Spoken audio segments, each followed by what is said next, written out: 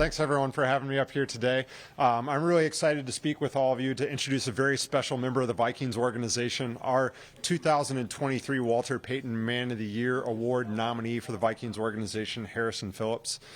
We have an incredible locker room of individuals here that do amazing things both on the field, but especially off the field, and how they give back to the community and across the entire state of Minnesota. And these incredible group of guys, Harrison is one of them that has really stood out to us, and we're proud that he's our nominee. But we have a rich legacy of players that come before him from the Vikings organization. Players like Anthony Barr, Adam Thielen, Eric Hendricks, Chad Greenway, dating back to Chris Carter, who was a winner of this award at the national level. And so we're proud that Harrison's going to be the next step in that legacy here with the Vikings organization. He's done incredible things on the field as a leader in this locker room, but what he's done off the field is tremendous, and that's why we're recognizing him and proud that he's a part of this organization and a part of this community. How he gives back to those with different abilities with his Harrison's Playmakers Foundation, and the work that he does tirelessly with other organizations, whether that be military causes, representing as a cancer ambassador with the American Cancer Society, or the countless times that he's appearing in the community on Tuesdays with the work that all of you have seen. But what I think is even more special is, before we bring Harrison up to share a little bit anecdote of who he is behind the scenes, when he first arrived here with this organization from Buffalo, one thing that was very special was he came up to the community relations department and we thought jokingly asked where his desk was. But now, several years later, we've learned that he was serious and that we need to find a desk for him in community relations. And Harrison, I hope that long after your playing career is done, you can find a home with us in the community relations department. He asked for 2 community jerseys because he likes to sweat a lot, and he knew that he was going to be out in the community so much that he was going to need an extra. And before he had even set foot on the practice field, he wanted some Vikings items to be able to give out to kids in the community, because he wants to do that, and that's just a part of who he is, giving back every single day. So again, we are honored to have Harrison Phillips as our nominee for the Walter Payton Man of the Year Award this year. And without further ado, Harrison, let's bring you up. Thanks very much. Do I give a statement or just kind of go Q&A? No. I appreciate you so much, and it's a huge honor to be the Vikings nominee this year. And, I said it Monday night when the team did this really cool celebration and surprised me with a group of my foundation here in the Twin Cities as well as in Buffalo, and I had a shopping event going on in Omaha. So I was able to zoom in and be celebrated by all of our chapters across the country. And the thing I said to all of them is, even though that award has my name on it, it really should have theirs, because that's who we want to point all the attention back to, is all those unbelievable people we work with different abilities and special needs that are overcoming things that a lot of people would never ever think possible. And that's the message that I want to promote. Harrison, what does it mean to have people like, I know Jenna has been spoken about a lot, but whether it's Jenna or some of your other regular playmakers, really say that they're proud of you, they love you, like they're just so excited that you got this award. I mean, some of them were asking me Monday night, like, when we find out if you won the whole thing, and just that excitement.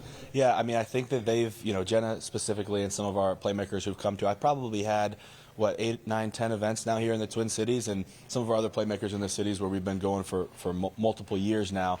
We are friends. Like, I see them just more often than I see some of my cousins and extended family, and so that they're on my inner circle, I feel like, and they know how important it is to our foundation and how much we could do if something like that crazy were to happen. But even to be nominated, it just brings so much awareness to these groups that sometimes overlooked, and shows all the amazing qualities they possess.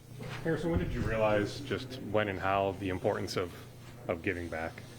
I think it was instilled in me pretty early on through my faith. It's a really similar moral and character that the Bible teaches all of us. And it just was like another second nature. I was always a big kid, so there's kind of always some leadership roles on me. I always stood up to bullying when we were younger, in elementary school and middle school, and trying to find the lost sheep, so to speak. I think probably in that middle school area, when I was starting to mature a little bit faster than the guys around me, I remember vivid memory in 6th grade sitting at a table that was full of our special education classmates and teachers and educators. And the principal came over, and like the other assistant principal came over. They thought I was like going to do a joke or do something rude, but I was just sitting down, wanting to meet some new people and make some new friends. And some of those guys are still good friends of mine to this day.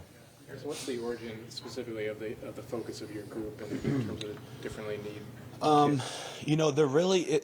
I would guess I never even really thought about specializing in the population that I do, is because I always say that my heart's unbiased and it's got a lot of love to give, and you can see through the different pay it forwards and give backs that we do that that's so true. But when I first got to the NFL, and I'd been working in college with a couple of organizations and a couple of nonprofits I helped create back there, originally, you know, one of my majors and my minor was kind of addressed at trying to close the achievement gap and in youth education.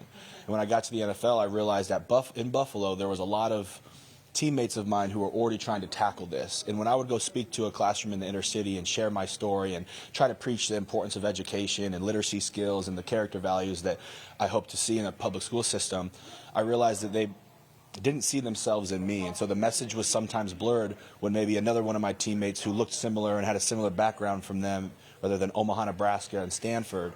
And I realized that they were kind of getting that niche community already, and that was something that was kind of being checked off. So I've always advocated for that. I still help out in all those causes that I can, but I realized that, hey, you know, I really liked what Special Olympics was doing, Best Buddies was doing, and that's when I kind of really pivoted, and this thing's just started cooking with fire. Harrison, how did you get so quickly up to speed in this community when you've been here, you know, less than 2 full years? Yeah, I would tip my hat to the team that they have here in place in our community relations, our PR team. Like, you know, you were mentioning when I first got here, I think it was on my visit, like in March. I was like, hey, where's the CR department? I want to start getting my boots on the ground and doing things. And that first 13 weeks, I think we went out like 20 different days, you know, twice a week, almost every week, into the community, trying to meet people. That's another reason I asked for another jersey was, like, sometimes I'll just like pop off and do my own thing, throw my jersey on and see some kids at the playground and start hanging out or doing something. And so the team here, I went with them and said, hey, here's some of the things I want to accomplish, and they made it happen like that. And I've never been more impressed. Again, I've only been with another organization, but even talking to guys amongst the league and hearing other people's stories, what Logan and his team and everybody in the CR department do here, I feel like it's unmatched anywhere across the league, and I'm very blessed to be in an organization that has such a good team in place that care about it. On Monday night, did you have a sense something might be coming, or were you surprised? No, I was completely surprised. I didn't have this nice little haircut I got. Shout out to Sports Clips or wherever I got it. No, I was coming off the bye week, big old beard, ratty hair. I didn't even have shoes on. I had some flip-flops from the car, came from practice, and it was going to another community event, and I wanted, you know, they told me to come speak on leadership or something to a group of youth. I was like, all right, for sure, I'll be there. But what's most mind-boggling is that I have playmakers all across the country, but specifically here in the Twin Cities, that are friends with me on Facebook, have my number, and I mean, I can show you my phone. They message me every single day. Like, I have a group of 10 or 12 kids who message me every single day, and that nobody told me, like, hey, I'll see you this weekend, or can't wait to see you Monday. That was the spark that was so crazy. But I arrived, and I was on the phone with a buddy, so I wasn't really seeing who was, like, walking in the building and stuff. I was waiting for my wife to arrive, and then we went inside, and I was still clueless. We went upstairs, and I was fighting back tears because, again, like I mentioned to you guys before, it's always, anytime that someone says something positive to me or raises awareness to me, it's really easy for me to deflect that at a macro level and point off to my charity and the organizations that I'm working with. But I was so overwhelmed that was like the first real time that it hit me how much that they were caring about me and how much I was celebrated. And again, I tip my hat to the Vikings for doing that, because that was one of the most celebrated I ever felt, and it was really cool. I believe your third nomination? Yeah, third nomination. You know, what is really important to that, and again, you never set off a goal saying I want to be the man of the year. I mean, those are a byproduct of the work that I do, is that those are some accolades that can go back to the foundation because of that. But I remember going down to the Walter Payton Man of the Year award, and I met the Payton family, and they were saying that their selection committee, you know, sometimes they don't get to see all 32 of the whole bios and everything that they did. You know, that selection sometimes is a short list based on the number of nominations you've had in your career. They like to look at the embodiment of work you've done over 10, 12, however many years you've been in the league. And so if that was a goal that, you know, my foundation would like to accomplish in my career, you need as many nominations, I think, as you can, because that looks really good to the selection committee as, hey, he's been nominated 3-4 times. He's been doing this for a long time. Harrison, what does it mean to you to be nominated as part of 2 different teams?